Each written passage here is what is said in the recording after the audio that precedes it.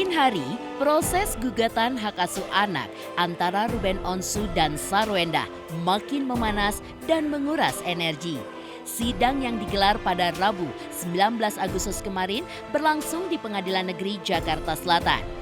Seperti yang kita ketahui bersama, proses mediasi tersebut resmi dinyatakan gagal dan perkara akan dilanjutkan ke pokok perkara. Usut punya usut, gagalnya proses mediasi ini pun disebabkan masing-masing pihak masih bertahan pada keinginan dan keyakinannya masing-masing.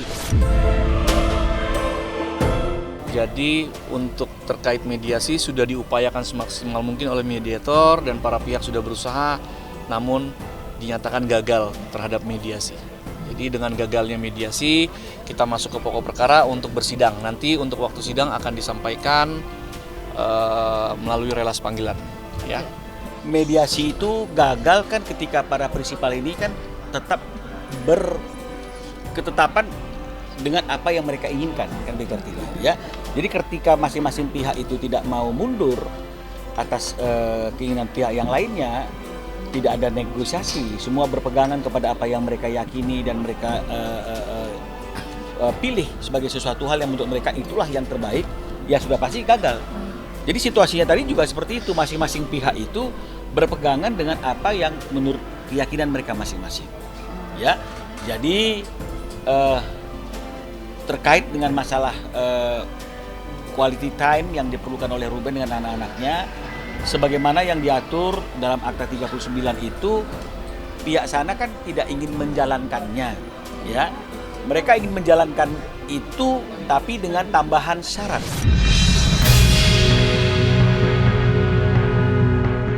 Menjawab protes dari pihak Ruben, kuasa hukum Sarwenda tidak tinggal diam.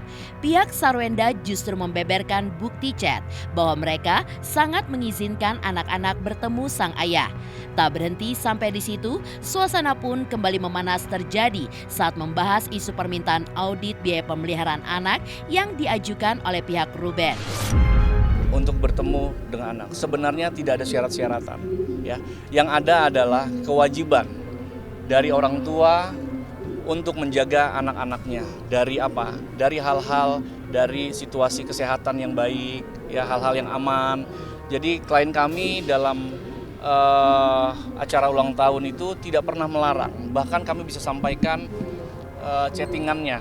Ya, jadi saya bicaranya adalah berdasarkan chattingan saja.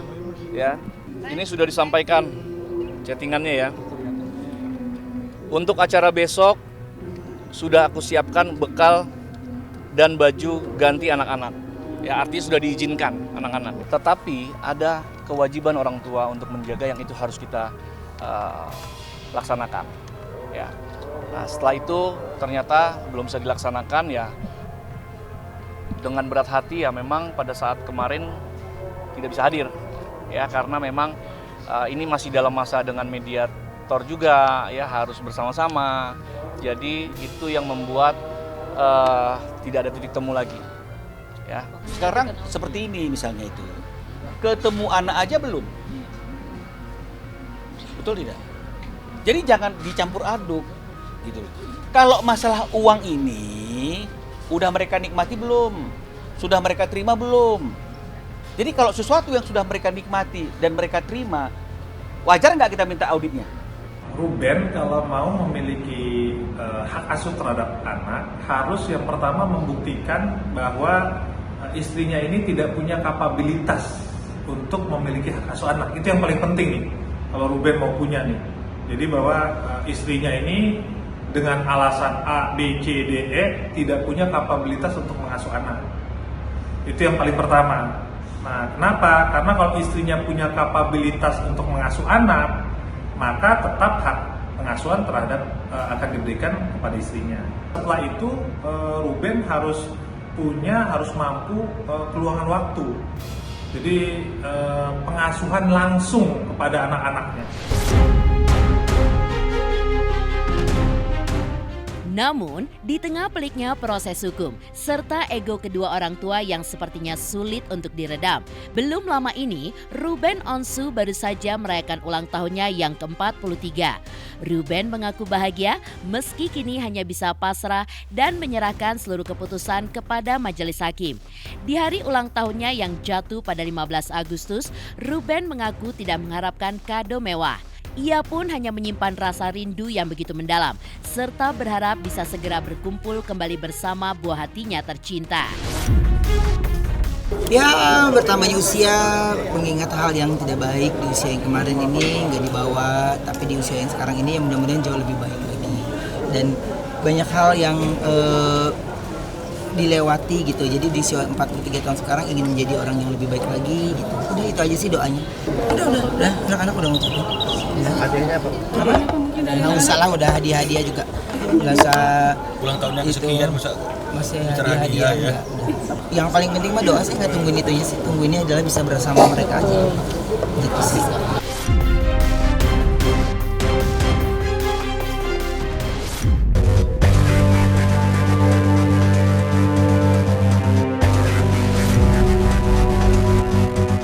Beralih ke kabar selanjutnya pemirsa. Kasus hukum antara Rin Wartia Trigina atau Erin dengan sang mantan asisten rumah tangga Nur Rohmah terus bergulir panas di jalur pidana maupun perdata. Namun sayangnya proses hukum perdata gugatan 1 miliar rupiah ini pun kembali menemui jalan buntu. Sidang mediasi yang seharusnya digelar di Pengadilan Negeri Jakarta Selatan kembali ditunda hingga 9 September 2026 mendatang. Penundaan ini pun terjadi lantaran Erin kembali mangkir dengan alasan sedang berada di luar negeri. Pihak Nur merasa sangat kecewa padahal mereka pun sudah siap menempuh perjalanan jauh dari Cianjur untuk berhadapan langsung di persidangan jika sang mantan majikan pun hadir. Baik, hari ini tentunya agenda mediasi melanjutkan 2 minggu ke belakang. Tentunya menghadirkan para prinsipal, kedua belah pihak hadir. Namun tadi yaitu dari Ibu E tidak hadir. Dari pihak hakim mediator melanjutkan untuk ditunda 3 minggu ke depan. Ya. Di 9 September dimulai kembali untuk mediasi sambil menunggu proses bagaimana menunggu proses untuk menemukan solusi-solusi yang memang yang bisa kedua belah pihak untuk bisa menghasilkan sebuah kesepakatan. Untuk sidang kemarin kedua prinsipal tidak hadir karena menurut informasi dari tergugat itu masih ada kegiatan di luar negeri. Jadi beliau belum bisa hadir di persidangan dan tentu kami selaku penggugat itu karena posisi yang jauh, kemudian mengingat waktu, biaya dan lain sebagainya, kami mengikuti. Kalau memang tergugat bisa hadir, maka klien kami juga akan hadir di persidangan yang telah ditentukan. Lewat sambungan video call eksklusif bersama tim Hotkeys, Nur Rohmah mengungkapkan kekesalannya dan rasa kecewanya dari Cianjur. Ia pun berharap kasus ini tidak berlarut-larut karena dirinya pun hanya ingin hak-haknya segera dikembalikan. Dan yang paling mendesak saat ini adalah KTP miliknya yang masih ditahan oleh pihak Erin. Nur pun juga menuturkan sangat membutuhkan KTP tersebut sebagai syarat administrasi pendaftaran sekolah sang anak tercinta. Mirisnya lagi, ternyata gaji terakhir Nur selama bekerja juga belum dibayarkan hingga detik ini. Ada perasaan kecewa karena kan ibu tidak sempat terus datang pastinya. Cuma kan saya berharap ini jangan terlalu lama, jangan berlarut-larut karena saya juga butuh HP, butuh KTP. Saya berharap secepatnya cepat selesai. Ya, gaji yang terakhir saya bekerja itu belum juga dibayarkan sampai sekarang. Masih belum. Lalu, bagaimana dengan gugatan perdata sebesar 1 miliar rupiah yang dilayangkan oleh pihak Nur? Meski banyak yang menilai nominal tersebut terlalu fantastis, namun bagi Nur dan kuasa hukumnya, angka tersebut sangatlah masuk akal. Uang itu pun nantinya akan digunakan untuk menutupi kerugian material dan imaterial yang ia alami. mulai dari biaya transportasi, biaya pengobatan, hingga mengobati trauma psikologis mendalam akibat dugaan kekerasan tersebut. Kalau misalkan nominal itu saya serahkan sama Bapak Basuki, tapi menurut saya bisa masuk akal karena kan Bapak Basuki juga membiayai saya perawatan untuk mental saya kemarin, terus biaya transportasi sama yang lain-lain. Menurut saya bisa masuk akal.